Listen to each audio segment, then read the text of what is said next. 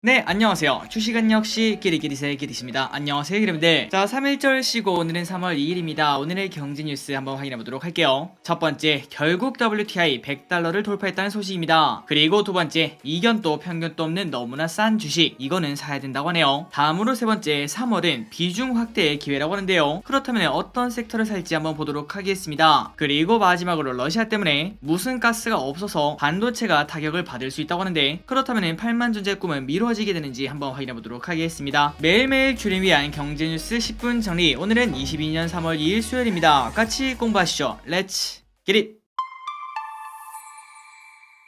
자, 어젯밤 뉴스를 확인해 보도록 하겠습니다. 일단 우크라이나 사태가 악화일로로 치닫자 뉴욕 증시 주요 지수는 일제히 하락을 했다고 합니다. 다우 마이너스 1.7%, S&P 500 마이너스 1.5%, 그리고 나스닥 마이너스 1.6% 하락. 그리고 그 와중에 국제유가도 급등했다고 하는데요. 이날 4월물 WTI 가격은 전장보다 8%나 급등해서 배럴당 103.41달러까지 기록을 했다고 합니다. 그러니 결국 작년 말부터 유가 100달러 간다 이런 얘기가 있었는데 드디어 가는 걸 확인할 수 있네요. 그리고 3월 9일 대선 이제 일주일밖에 남지 않았다고 하는데요. 오늘 밤에 주요 대선 후보들의 마지막 TV 토론이 진행이 된다고 합니다. 그리고 마지막으로 오미크론 변이 대유행으로 국내 코로나19 하루 확진자가 오늘 20만 명이 넘었다고 합니다. 자, 그런데 그 와중에 한 2주 정도만 지나면은 정점을 볼 수 있는 확률도 있다, 이러한 시각도 현재 나온다고 합니다. 그러니까 이제 코로나 확진자 고점이 얼마 남지 않았다는 소리겠죠. 그리고 플러스 거리두기 조기 완화 이러한 소식도 같이 들리고 있다는 거 참고하시면 좋을 것 같습니다. 다음입니다. 푸틴이 이야기한 오일 쇼크 스태그플레이션 현실화 하나. 북해산 브렌트유에 이어 서부 텍사스산 원유 WTI까지 배럴당 100달러를 돌파했습니다. 푸틴 대통령의 욕심이 오일 쇼크를 야기하면서 인플레이션 공포는 한층 커질 것으로 보인다고 하는데요. 월가에서는 멀게만 느껴졌던 스태그플레이션이 현실로 다가오고 있다, 이러한 관측까지 나오고 있다고 합니다. 그리고 갑자기 어제 하루 동안 유가가 10%나 오른 이유는 미국을 비롯한 서방 진영이 러시아산 원유에 대한 제재를 내릴 가능성이 현재 나왔기 때문이라고 한데요. 그러니까 수요는 많은데 공급이 줄어들게 되니까 당연히 유가가 오를 수밖에 없었을 것 같습니다. 그리고 이에 미국은 급히 전략 비축유 방출을 결정했으나 아직까지는 임시방편 아닌가, 이러한 생각이 현재 나오고 있다고 합니다. 그리고 월가의 한 금융사 인사는 유가가 배럴당 100달러를 훨씬 상회할 경우에는 경기 침체 우려는 현실로 나타날 수 있다며, 이는 곧 1970에서 1980년대 그때 나타났던 스태그플레이션이 더 이상 딴 세상 이야기가 아니다, 이러한 것을 반증을 한다고 합니다. 그래서 어제 유가가 엄청나게 급등하니까 이제는 스태그플레이션을 걱정해야 되는 그러한 상황까지 펼쳐지고 있다고 합니다.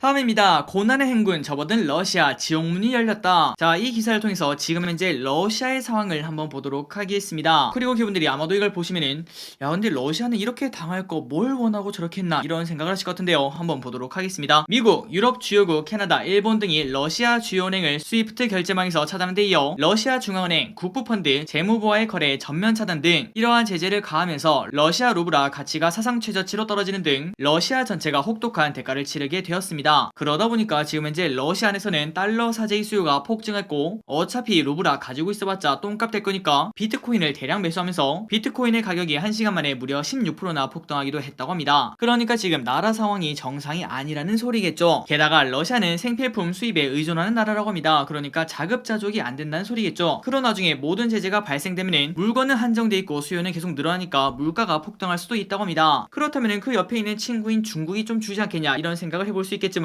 미국은 거기에 대해서도 이미 한 가지 말을 했다고 하네요. 미국은 중국의 우회 지원 가능성 차단을 위해서 테러 제재에 반하는 행동을 하면은 그들 또한 제재 대상에 오를 것이라고 말을 했다고 합니다. 그러니까 중국을 콕 집어서 이렇게 말했다고 생각을 해볼 수 있겠죠. 물론 북한도 말할 수 있지 않냐, 이렇게 볼 수 있겠지만 그런데 북한은 어디 도와줄 처지는 아닐 것 같습니다. 그리고 플러스 당초 러시아는 6,310억 달러를 보유한 것을 무기로 서구 압박에 장기간 버틸 수 있을 것이다, 이런 생각이 많았는데요. 그런데 까고 봤더니 중앙은행이 현금으로 쥐고 있는 거는 120억 달러밖에 되지 않는다고 합니다. 그렇다면 나머지는 다 어디 있나 봤더니 4천억 달러를 해외 금융기관에 맡겨뒀는데 이번 제재로 그게 다 묶였다고 생각을 해볼 수 있겠죠. 그러다 보니 러시아 정부는 외국인 투자자의 러시아 내 자산 회수를 현재 제한하는 중이라고 합니다. 그래서 우리가 이런 걸 보면은 야, 도대체 러시아는 뭘 원하고 저렇게 하는 걸까, 이런 의문점이 들죠. 물론 러시아가 이런 것들을 전혀 생각하지 않고 이를 버리지는 않았다고 볼 수 있겠죠. 과연 그게 도대체 뭔지는 모르겠지만 어쨌든 이러한 불확실성을 빠르게 좀 마무리 지었으면 좋겠네요. 다음입니다. 러시아에서 아이폰 못 사 싼다고 애플 제품 판매 서비스 전면 중단. 바로 내용을 보도록 하겠습니다. 애플이 러시아에서 제품 판매와 서비스 지원을 전면 중단했다는 소식입니다. 러시아의 우크라이나 침공에 대응해 제품을 판매하지 않으며 러시아 전역에서 애플페이를 제한하고 앱스토어에서 러시아 매체인 RT뉴스와 스푸트니크 뉴스다운을 차단을 했다고 합니다. 그러니까 기업들도 이제는 러시아를 기피하는 움직임을 나타내고 있다고 볼 수 있겠죠. 그리고 앞서 유튜브와 페이스북도 유럽에서 RT와 스푸트니크의 콘텐츠를 전송하지 않기로 결정을 한 바 있다고 합니다. 다음입니다. 넷플릭스 소식을 하나 보도록 하겠습니다. 요금 올리더니 전편 몰아보기도 한데 배부른 넷플릭스의 배신. 월 이용료를 올린 넷플릭스가 드라마 등 콘텐츠 몰아보기에도 제동을 걸 것으로 보인다고 합니다. 참고로 몰아보기가 뭔가 봤더니 저 기리씨 가장 좋아하는 건데요. 요즘 들어서 재밌는 드라마가 많다고 합니다. 21, 25, 그 다음에 기상청 사람들인가요? 그것도 있고, 그리고 기억은 안 나지만 뭐 몇 가지가 더 있었던 것 같은데 지금 현재 저 기리씨 보지 않는 이유는 바로 아직까지 완결이 나오지 않았기 때문입니다. 그런데 저 같은 사람의 니즈를 넷플릭스가 채워줬다고 볼 수 있겠죠. 넷플릭스는 이때까지 한 번에 모든 거를 다 공개를 했다고 볼 수 있습니다. 오징어 게임이 그랬죠. 그런데 넷플릭스가 이제 그걸 다시 없애고 인기 오리지널 콘텐츠에 회차를 끊어서 순차적으로 올리는 정책을 도입을 하고 있다고 합니다. 그런데 넷플릭스가 이렇게 선택한 이유가 있겠죠. 그 이유를 한번 봤더니 업계에서는 구독자의 락인 효과를 이유로 꼽았다고 합니다. 참고로 락인 효과는 이용자를 묶어두는 걸 말하는데요. 굵직한 글로벌 OTT 경쟁작들의 도전이 계속되는 상황에서 이용자들의 이탈을 막기 위해서는 인기가 검증된 오리지널 콘텐츠를 순차 공개작으로 결정하는 것, 이게 바로 집토끼를 잡아두는 전략이라고 볼 수 있다고 합니다. 그러니 예를 들어 오징어 게임이 만약에 18화면은 5회는 이번 달에 올리고 그 다음에 5회는 다음 달에 올리면은 그걸 보고 싶어서라도 계속 가입을 할 수밖에 없다는 소리가 되겠죠. 그래서 앞으로는 인기가 좋으면 좋을수록 한 번에 전부 다 업로드가 되는 그런 상황이 펼쳐지지 않겠구나, 이런 생각을 해볼 수 있습니다. 자, 다음입니다. 아무것도 안 하는 것 같지만 모든 걸 하고 있는 미국이 또 이렇게 말했다고 합니다. 바이든, 미국인 핵전쟁 걱정할 필요 없어. 저 기리슨 이 말을 딱 보자마자 야, 얼마나 마음이 놓이는지 모르겠습니다. 한 열흘 전쯤인가요? 그때 바이든은 지속적으로 러시아가 침공할 거다 그렇게 말을 했죠. 그런데 많은 사람들은 그 말을 믿지 않고 아마도 미국이 뭐 정치적 이유가 있지 않겠냐, 당연히 침공할 리가 없다, 이렇게 의심을 했었죠. 그런데 결국 미국이 발표하는 거는 전부 다 맞아떨어졌다고 생각을 해볼 수 있습니다. 그러니까 결국 미국은 아무것도 안 한 것 같지만 그런데 모든 걸 했다고 볼 수 있겠죠. 그런데 그 와중에 바이든이 이렇게 말했다고 하니까 조금은 마음이 편한 것 같습니다. 자, 러시아가 얼마 전에 핵무기 운영부대의 경계태세 강화를 지시했는데 그래서 많은 사람들이 야, 이거 핵전쟁 일어나는 거 아니냐, 이런 생각을 했는데요. 그런데 바이든 대통령은 28일 핵전쟁 가능성을 단호하게 부정을 했다고 합니다. 그러니 기분들 중에서 혹시나 핵전쟁이 걱정이 되신다면 일단은 미국을 믿고 기다리시는 게 조금 좋지 않겠나, 이런 생각을 해볼 수 있겠네요.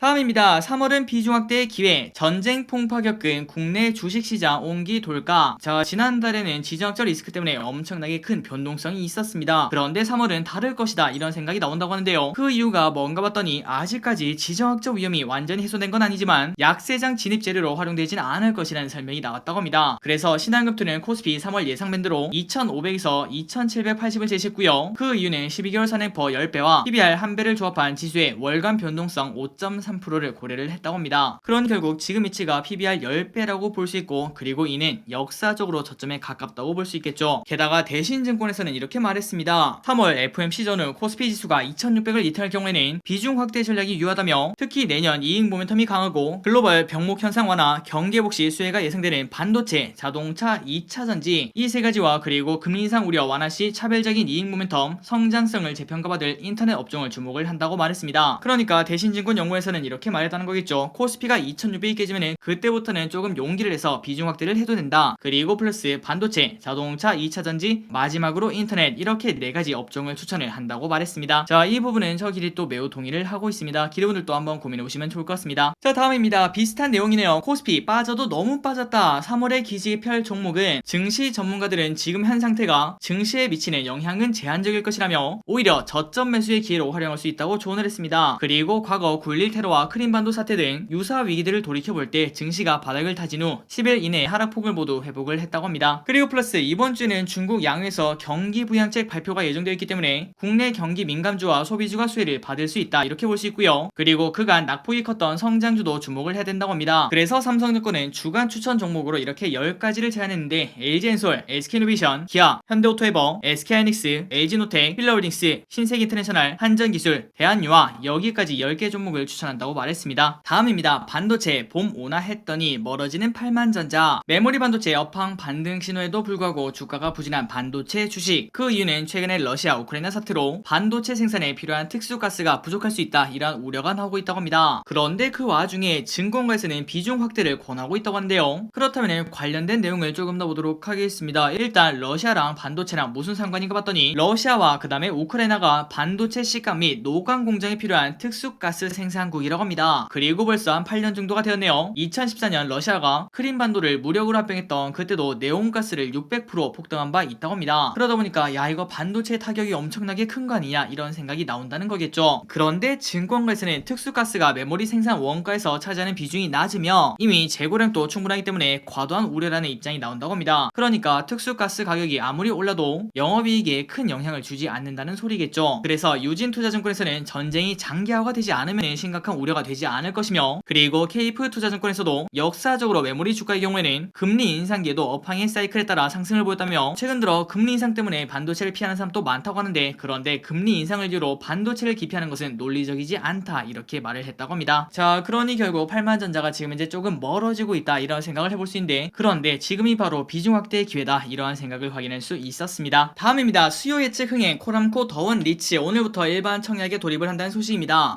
그리고 참고로 대명에너지는 수요 예측 결과가 너무 나쁘게 나와서 청약 철회가 되었다는 거 참고하시면 좋을 것 같습니다. 빠르게 내용을 보도록 할게요. 코람코 더원 리치의 일반 청약 돌입 2일부터 3일까지 일반 청약자를 대상으로 청약을 진행하는데요. 대표 주관사는 삼성증권, 그 다음에 하나금융투자, 그리고 플러스 수요 예측 진행 결과 역대 상장 리츠 중 두 번째로 높은 경쟁률인 794대 1이 나왔다고 합니다. 그러니까 기관들은 좋은 평가를 내렸다고 생각을 해볼 수 있겠죠. 그리고 코람코 더원 리치는 오피스 리츠로 서울 여의도 하나금융투자 빌딩을 기초자산으로 가지고 있습니다. 그리고 이 건물에는 일단 당연히 하나금융그룹이 있고, 그리고 한국3M, 인텔코리아 등이 임차 중이며 1% 미만의 공실률을 현재 유지하고 있다고 합니다. 이게 가장 큰 장점이라고 볼 수 있겠죠. 그리고 플러스 금리 인상 시기에서 금리 상승으로 인한 수익률 하락에 대해서도 고정금리로 장기 부채 조달을 완료했기 때문에 리스크를 최소화한 바 있다고 합니다. 자, 기름들 오늘부터 내일까지 코람코 더원 리치 청약을 진행한다고 하니까 한번 기름들도 관심 있다면 고민해보시면 좋을 것 같습니다. 다음 뉴스입니다. 러시아 현대차 부품난 5일까지 공장 가동 중단. 가장 끔찍한 뉴스 중 하나라고 볼 수 있겠죠. 자, 현대자동차가 러시아에서 가동 중인 완성차 공장을 멈췄다는 소식입니다. 그래서 많은 사람들이 야, 러시아 때문에 그런가, 이런 생각을 했는데요. 그런데 현대차 그룹은 지난해부터 이어진 차량용 반도체 수급난 때문이다, 이렇게 말했습니다. 그러니까 확대해서 가지 말라, 이렇게 말하는 건데요. 하지만 러시아 제재가 계속 지속된다면 물류 확보에 결국 차질이 생길 거고 타격을 피할 수 없을 것이라는 우려가 나오고 있다고 합니다. 자, 현대 기아차는 올해 러시아 완성차 판매량 목표를 지난해 대비 5% 증가한 45만 5천 대로 잡았는데요. 그리고 플러스 이번에 가동 중지된 이 공장이 연간 23만 대를 생산하고 있는 만큼 5일 셧다운으로 4천에서 5천 대 생산 차질을 빚을 것으로 현재 보인다고 합니다. 그리고 플러스 현대차는 전기차 아이오닉5의 러시아 진출도 고려하고 있었던 만큼 최악의 경우에는 러시아 사업 계획을 전면 수정해야 될 수도 있다, 이렇게 말했습니다. 업계는 대러 제재에 따른 현대차 기아의 손실 규모가 아마도 4천억에서 5천억 정도에 이르지 않겠나, 이러한 전망도 현재 보여주고 있다고 합니다. 자, 그러니 최근 들어 자동차에 관련된 섹터가 흐름이 안 좋은 걸 우리가 쉽게 확인할 수 있는데요. 그리고 그 이유는 바로 이 기사에서 우리가 확인할 수 있었습니다. 다음으로 오늘의 기업 두 가지를 보고 마무리해보도록 하겠습니다. 그리고 첫 번째, 전 뉴스랑 바로 이어진다고 볼 수 있겠죠. 기아차에 관련된 리포트를 한번 보도록 하겠습니다. 키움증권, 기아, 러시아 지역 영업기여도 고려하면 주가 우려 과해. 키움증권 연구원은 2일 보고서에서 최근 기아의 주가는 우크라이나, 러시아 확전 등으로 하락했다면서도, 그런데 러시아 지역의 영업이익 기여도는 5% 미만인 점을 생각해보자면 지금 주가 하락은 너무나 과도하다, 이렇게 생각을 한다고 합니다. 그리고 지금 기아의 현재 주가는 2022년 PER 기준 5.2배로 이견도 편견도 없는 저평가 상태라고 한대요. 그러니까 지금 현재 러시아 노이즈를 보는 게 아니라 생산 회복과 판매 정상화에 초점을 맞춰야 될 것이라며 3월 생산은 1, 2월보다 약 10에서 15% 증가할 전망이라고 합니다. 그래서 목표 주가는 기존의 13만원으로 유지를 한다고 합니다. 그리고 참고로 현재가는 73,000원. 다음으로 실적을 보도록 하겠습니다. 실적이 엄청나게 증가하고 있는 걸 확인할 수 있죠. 절대 컨센상으로는 멈춰있는 주식이 아니라는 걸 확인할 수 있습니다. 그런데 이렇게 성장하는 주식이 내년 포도 아니고 올해 퍼가 5.5다.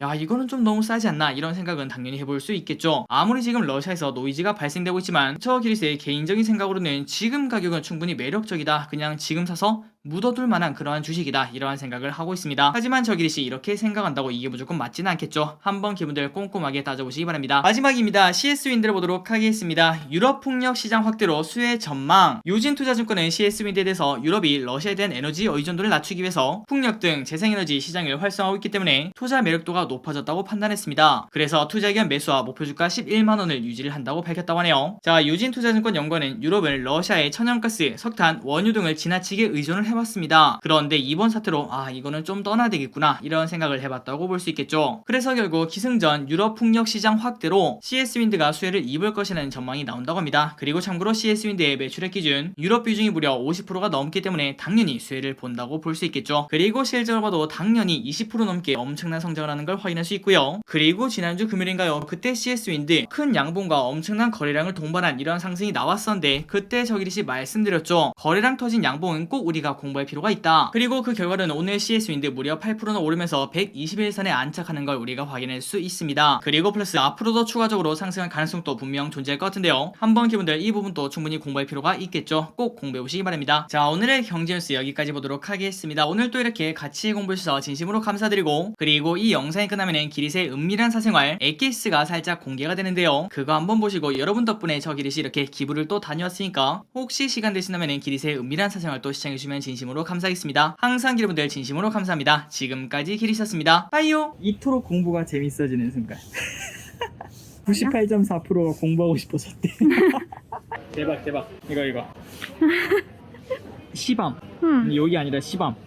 이 하사오 시인의 그건데 딱 중2 아이들이 좋아할 만한 책. 남친 있는 여잔데 자꾸만 너 좋아하죠. 내 여친. 그냥 네가 좋아하는 거 아니야?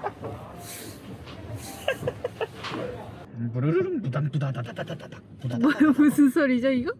엔진 소리요. 이거 진짜 무거워. 그거 그냥 그렇게 못 들어. 드네. 애기들이 뭐 누구 언니 엄마인가 이러던데. 내가 엄마 소리를 듣다니 이럴 수가.